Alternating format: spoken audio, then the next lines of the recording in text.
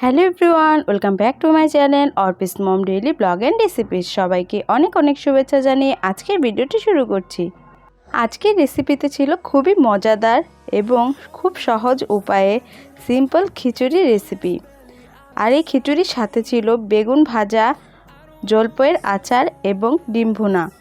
এটার যে টেস্টটা কতটা মজাদার আপনারা বাসায় একবার তৈরি করে না খেলে বুঝতেই পারবেন না। গরম গরম ধোয়া ওঠা খিচুড়ির সাথে বেগুন ভাজা, আচার, ডিম ভুনা এবং লেবু দিয়ে খেতে খুবই মজাদার। তো চলুন দেখে নেওয়া যাক আজকের আমার এই সিম্পল রেসিপিটি আমি কিভাবে তৈরি করেছি। তো এর জন্য প্রথমে একটা প্যানের মধ্যে কিছুটা তেল দিয়ে দিলাম। এরপর এর মধ্যে দিয়ে দিচ্ছি ফোড়ন হিসেবে জিরা। জিরাটা খুব ভালোভাবে গরম হয়ে গেলে এর মধ্যে দিয়ে দিচ্ছি পেঁয়াজ কুচি। পেঁয়াজ কুচিটাকে দিয়ে একটু নেড়ে চেড়ে নিচ্ছি। যখন পেঁয়াজটা একটু লালচে হয়ে আসবে তখন এর মধ্যে দিয়ে দিব আগে থেকে ব্লেন্ড করে রাখা কাঁচা মরিচ, কিছুটা পেঁয়াজ কুচি, আদা এবং রসুন।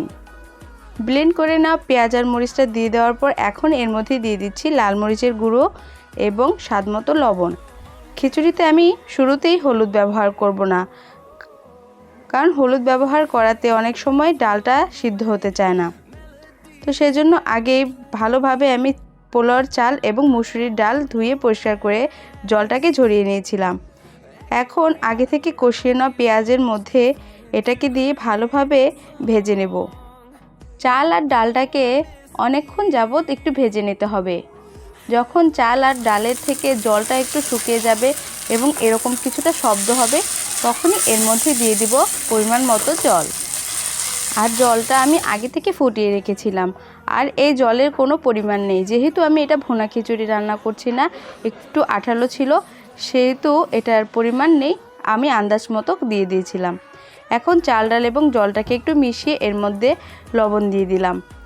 এরপর কিছুটা মটরশুঁটি দিয়ে দিলাম।